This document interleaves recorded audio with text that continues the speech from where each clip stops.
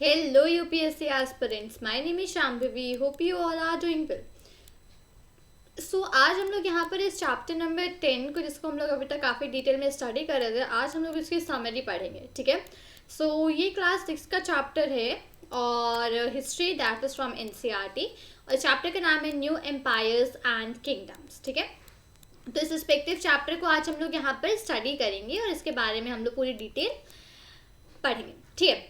Sorry, हम लोग आज इसकी समरी यहाँ पर पढ़ने वाले चैप्टर की डिटेल में ऑलरेडी कवर कर चुकी हूँ. आपको अगर डिटेल चाहिए तो आप नीचे इस पे प्लेलिस्ट का लिंक मेंशन है डिस्क्रिप्शन बॉक्स में. आप उसमें जाकर इसका प्लेलिस्ट में चैप्टर नंबर 10 को स्टडी आउट कर सकते हो. Fine. Prashastis and what they tell us. Arvind, अच्छा, ऊपर एक छोटी सी स्टोरी दी थी इसमें कि अरविंद है वो as a king role play कर रहा था. ठीक है. अब समुद्रगुप्त थे. समुद्रगुप्त ये बहुत ही फेमस रूलर थे गुप्तास डायनेस्टी के समुद्रगुप्त एक रूलर थे, बहुत ही फेमस रूलर थे एक्चुअली. ठीक है. समुद्रगुप्त के बारे में हम लोग को कैसे पता चला, उनके बारे में बहुत ही लंबी सी इंस्क्राइब है जो कि अशोकन पिलर्स में है और वो भी इलाहाबाद में. तो वहाँ से उनके बारे में हम लोग को जानने को मिला. अब ये एक ऐसा मतलब काव्य की तरह इसको कंपोज किया गया था. इसको कंपोज किया था हरिसेना ने. ठीक है. जो कि एक पोएट भी थे और समुद्रगुप्त के कोर्ट में मिनिस्टर भी थे. अब ये जो इंस्क्रिप्शन है ये एक अलग तरीके का है जिसको बोलते हैं हम लोग प्रशस्ति. मतलब कि एक संस्कृत वर्ड है जिसका मतलब होता है कि किसी की तारीफ में, किसी की अच्छाइयों में. ठीक है. तो ये जो प्रशस्ति है इसको कुछ रूलर्स ने कंपोज, और भी रूलर्स के बारे में इसको चैप्टर नंबर 9 में पढ़ा था. तो जैसे कि गौतमीपुत्र, श्री सताकर्णी, ये जो थे ये भी काफ़ी इंपॉर्टेंट बने थे गुप्तास के टाइम पे. ठीक है. तो इनके बारे में भी प्रशस्तीज वगैरह कंपोज हुई थी. समुद्रगुप्त प्रशस्ति. अब समुद्रगुप्त की प्रशस्ति के बारे में पढ़ते हैं हम लोग. अब ये देखते हैं सबसे पहले कि समुद्रगुप्त की जो प्रशस्ति थी वो हमको क्या बताती है. तो इस जो पोएट था उसने बहुत ही अच्छे तारीफ करने वाले कुछ शब्दों में लिखा कि एक योद्धा की तरह, एक राजा की तरीके जिसने बहुत सारी लड़ाइयाँ जीती हों और जिसने कि बहुत ही अच्छे तरीके से बेस्ट ऑफ पोएट से सीखा हो. ये एक मतलब उसको ऐसा डिस्क्राइब किया गया था, उनको भगवान की तरीके डिस्क्राइब किया गया था. तो जो प्रशस्ति थी ये बहुत ही लंबे सेंटेंसेस से कंपोज होती थी. तो यहाँ पर नेक्स्ट पेज में एक छोटी सी प्रशस्ति प्रेजेंट आउट है समुद्रगुप्त की, जिनकी बॉडी बहुत अच्छी थी, जिनका शरीर बहुत अच्छा था और उनके शरीर पे बहुत सारे मार्क्स लगे थे. हंड्रेड्स ऑफ मार्क्स थे. किस चीज़ के? उन्होंने जो लड़ाइयाँ लड़ी थी उसमें उनके जितने टूल्स वगैरह थे, जो भी लड़ने में जो भी हथियार वगैरह यूज़ हुए थे, तो उसके कुछ ना कुछ मार्क्स उनके पूरी बॉडी पर लगे हुए थे. तो इस तरीके की कुछ चीज़ें यहाँ पे मेंशन अप होती हैं.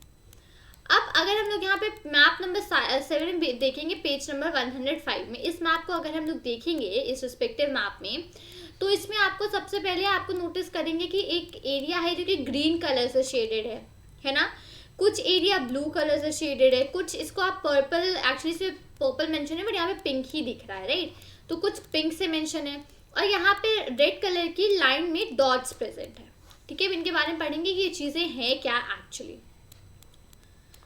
तो right here.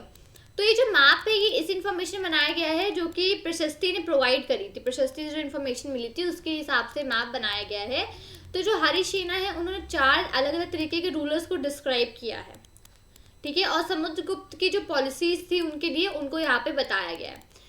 The ruler of आर्यवर्ता के जो रूलर थे वो सबसे पहले ग्रीन वाला जो एरिया है उसकी बात कर रहे हैं, जो ग्रीन शेडेड एरिया है उसकी बात हम लोग यहाँ पे कर रहे हैं.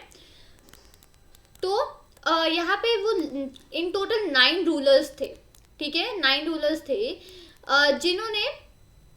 जिन्होंने जो उनका किंगडम था. ठीक है. तो उन्होंने अपने किंगडम का जो पार्ट था, and the kingdoms were made a part of, तो उनके जो किंगडम्स थे, उनके किंगडम्स जो थे वो समुद्रगुप्त एम्पायर का ही एक पार्ट बना दिए थे. उन 9 रूलर्स ने मिल करके उनके जो किंगडम्स थे उनको एक समुद्रगुप्त एम्पायर का ही पार्ट बना दिया. मतलब समुद्रगुप्त का जो एम्पायर था उसी का एक पार्ट बना दिया था. रूलर्स ऑफ दक्षिणी पथ. अब दक्षिणी पथ ये जो एरिया है ये यहाँ पे रेड डॉट्स वाला एरिया है पूरा, ये इसकी यहाँ पे बात हो रही है। तो ये वो सिटीज थी जो कि गुप्ताज ने जीती थी, जो गुप्ताज ने सिटीज जीती थी वो सिटीज थी। तो यहाँ पर इन टोटल 12 रूलर्स थे, ठीक है, जिनके कैपिटल्स जो थे वो रेड डॉट से मार्क थे इस मैप पे।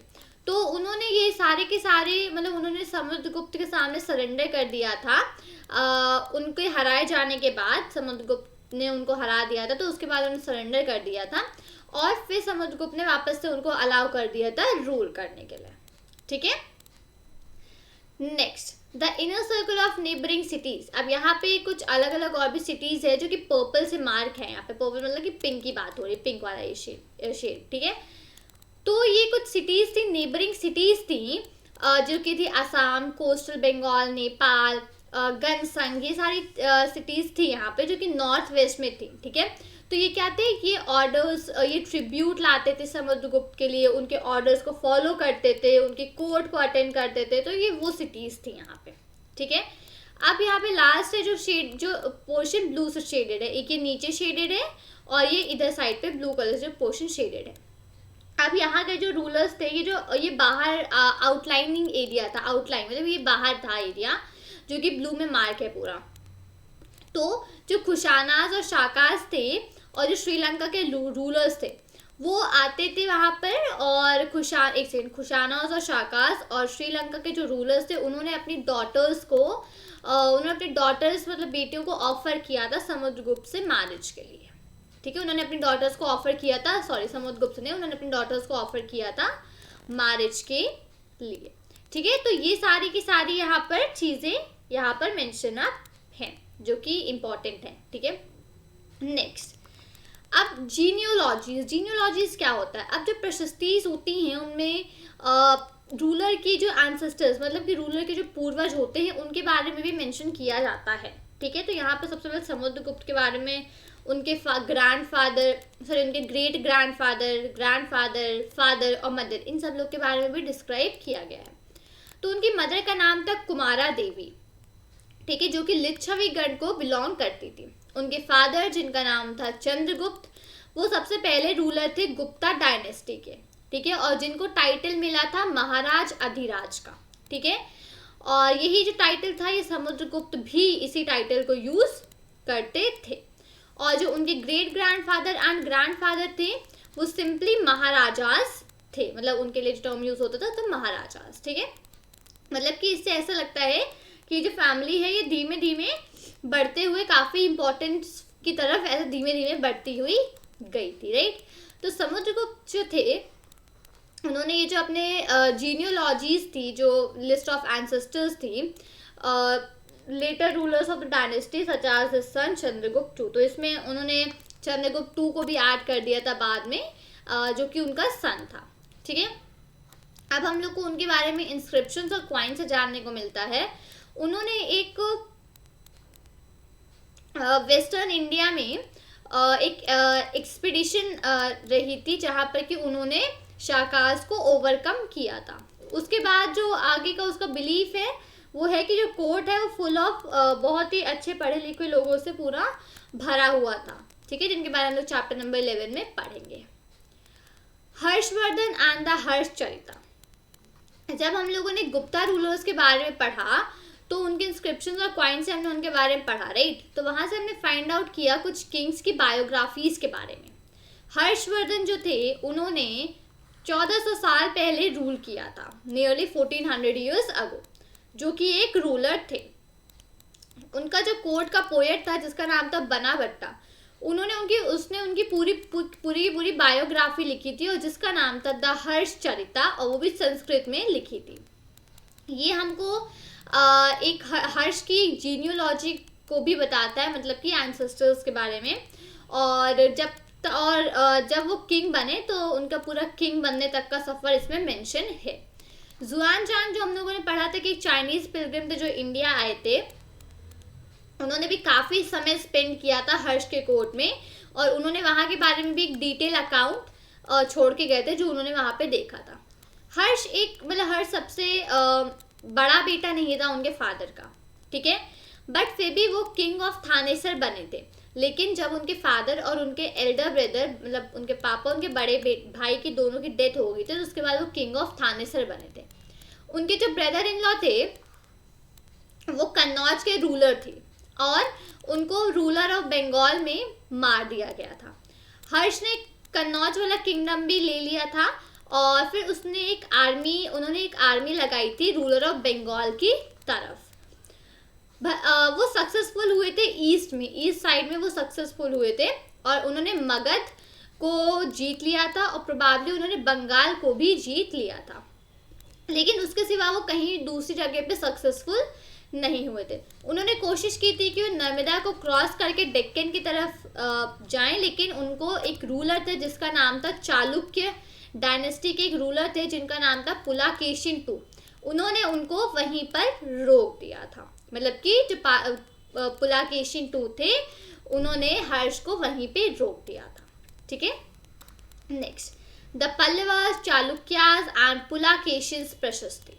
तो जो पल्लवास और चालुक्यास थे ये बहुत ही इम्पोर्टेंट वन सेकेंड ठीक है, तो पल्लवास और चालुक्यास जो थे बहुत ही इम्पोर्टेंट रूलिंग डायनेस्टीज के थे और ये साउथ इंडिया में थे उस पीरियड में। ठीक है, तो जो किंगडम था पल्लवास का वो स्प्रेड कर रहा था रीजन से, कैपिटल में भी पूरा स्प्रेड कर रहा था। जो पल्लवास का किंगडम था जो कि कांचीपुरम था, जो कि कावेरी पे था। ठीक है, वाइल जो चालुक्यास का था तो पूरा रायचूर द्वीप के पूरा सेंटर पे था, जो कि रिवर्स कृष्णा और तुंगभद्रा के बीच में था रायचूर द्वीप। ठीक है, अब चालुक्यास का एक कैपिटल था जिसका नाम था Aihole. Aihole was the capital of the Chalukyas. ये बहुत ही एक इम्पोर्टेंट ट्रेडिंग सेंटर था।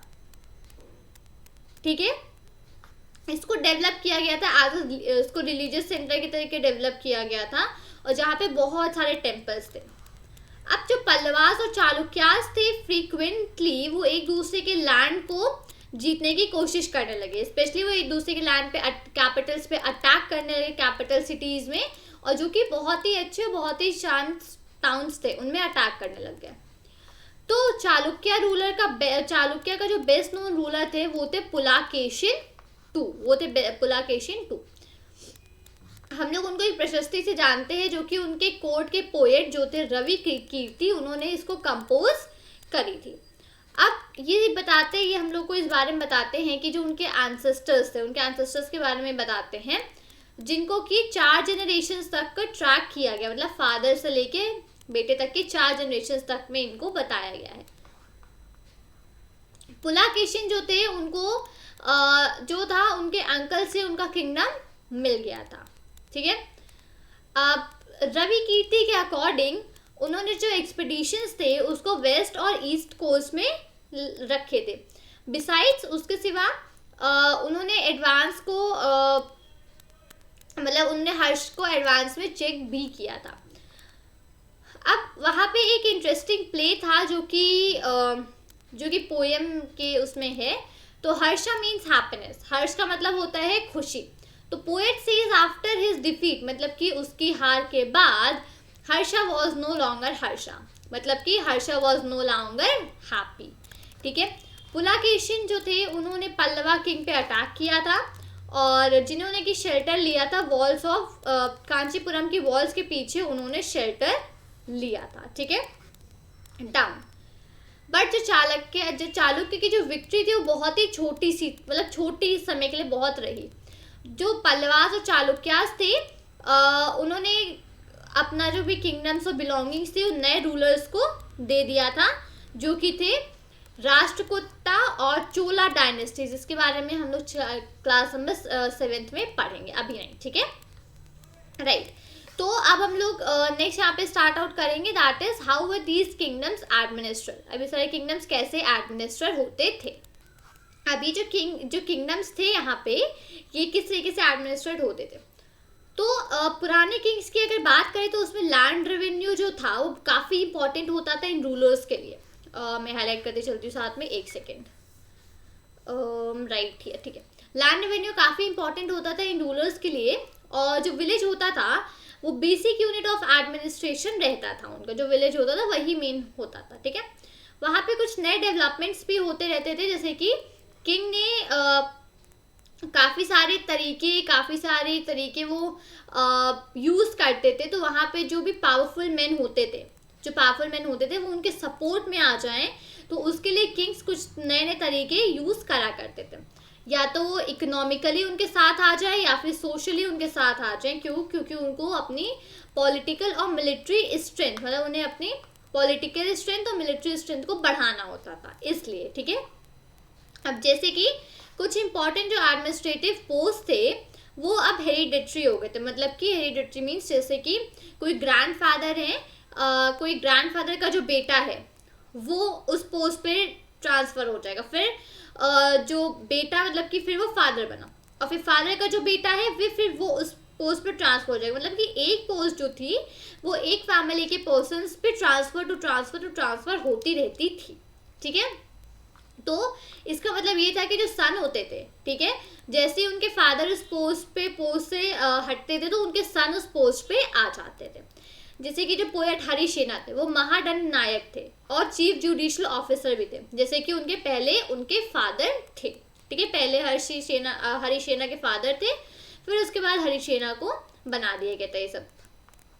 कई बार एक पर्सन जो होता था बहुत सारे ऑफिसर संभालता था, जैसे कि जो हरिसेना तो महादंड नायक के सिवा वो कुमार अमात्य थे, मतलब कि एक इम्पॉर्टेंट मिनिस्टर भी थे, और संधि विग्रहिका, एक सेकेंड, और संधि विग्रहिका मतलब कि एक minister of war and peace भी थे। तो एक ही जो चीज़ थी, एक ही पर्सन को कई सारी पोस्ट भी दी जाती थी। उसके सिवा जो इम्पोर्टेंट मैन होते थे वो प्रोबेबली उनको लोकल एडमिनिस्ट्रेशन में रखा जाता था, उनको वहीं पे रहते थे वो लोग। ये लोग कौन होते थे? ये लोग होते थे नगारा श्रेष्ठी, या फिर आप इनको बोलोगे चीफ बैंकर, या फिर मर्चेंट ऑफ द सिटी, 10 अर्थवाह, और जो कारावांस होते थे उसके लीडर्स, ठीक है। तो ये सब पीपल सिंपली लोकल एडमिनिस्ट्रेशन में रहते थे। द प्रथम कुलिका, या फिर ये जो प्रथम कुलिका, या फिर इनको बोलोगे आप चीफ क्राफ्ट्समैन, ठीक है, और कायस्थास और स्क्राइब्स के हेड, इनको नाम होता था प्रथमा कुलिका, ठीक है। अभी जो पॉलिसीज थी ये काफ़ी इफेक्टिव थी, बट ये जो पावरफुल जो मेन थे धीमे धीमे काफ़ी पावरफुल बन रहे थे। जो मेन ग्रू हो रहे थे धीमे धीमे काफ़ी पावरफुल, काफ़ी स्ट्रांग हो रहे थे, और अपने खुद के इंडिपेंडेंट किंगडम्स भी वो लोग सेट आउट करने लग गए थे। अब एक नए तरीके की आर्मी, जैसे कि पुराने रूलर्स जो होते थे, कुछ किंग्स मेंटेन करते थे बहुत अच्छी, बहुत वेल ऑर्गेनाइज्ड आर्मी, जिसमें कि एलिफेंट्स होते थे, फुट सोल्जर्स होते थे। तो उसके सिवा वहाँ पे मिलिट्री लीडर्स भी होते थे, जो जो किंग होता था उसको ट्रूप्स के साथ प्रोवाइड करते थे जब भी ज़रूरत होती थी उनको। ट्रूप्स मतलब कि जो सोल्जर्स का एक झुंड बोल लो या एक आर्मी बोल लो, ठीक है, तो उसके साथ उनको प्रोवाइड करते थे। अब उनको रेगुलर सैलरीज पेड नहीं करी जाती थी। इसमें से कि कुछ जो लोग थे उनको वन सेकेंड, इस पे कुछ जो मेन थे उनको लैंड के लिए परमिशंस मिल जाती थी, और कुछ जो थे वो उस लैंड से, फिर उनको लैंड के लिए परमिशन मिलने के बाद वो लैंड से ही रेवेन्यू को कलेक्ट करते थे, और फिर उसको सोल्जर्स वगैरह को और हॉर्सेस वगैरह को और इक्विपमेंट्स वगैरह को मेंटेन करने का उसी से काम करते थे। अब इन मेन को बोला जाता था समानताज, ठीक है। जहाँ पर जो रूलर होता था वो वीक होता था, तो समानताज जो होते थे वो काफ़ी मतलब ट्राई करते थे इंडिपेंडेंट बनने की, ठीक है। Assemblies in the southern kingdoms, अब सदर्न किंगडम्स की जो असेंबलीज थी, ये जो इंस्क्रिप्शंस थे पल्लवास की, इसमें लोकल असेंबलीज का मतलब ये जो बहुत सारे लोकल असेंबलीज थे, ठीक है। तो ये जो इंक्लूड थे, ये क्या इंक्लूडेड था? सभा, जो कि एक असेंबली थी ब्राह्मण लैंड ओनर्स की, ठीक है, ये इसमें इंक्लूडेड थी सभा, जो कि एक मतलब ब्राह्मण लैंड ओनर्स की एक असेंबली थी। तो ये जो असेंबली थी किसी की काम करती थी? ये इसकी सब कमिटीज़ होती थी, ठीक है। तो उन सब कमिटीज़ के थ्रू ही ये असेंबली पूरा काम करती थी, ठीक है। तो अब यहाँ पे जो कमिटीज़ होती थी वो किस किस क्या क्या चीज़ देखती थी, इरिगेशन देखती थी, एग्रीकल्चर ऑपरेशंस देखती थी, मेकिंग रोड्स, लोकल टेम्पल्स, ये सारी चीज़ें ये कमिटीज़ देखा करती थी, सब कमिटीज़ थी। अब वहाँ पे एक विलेज असेंबली थी, इसका नाम था उर, UR, ठीक है। तो वो कई सारे एरियाज में होती थी जहाँ पे कि जो लैंड ओनर्स थे वो ब्राह्मण्स नहीं होते थे, वहाँ पे ये विलेज असेंबली होती थी।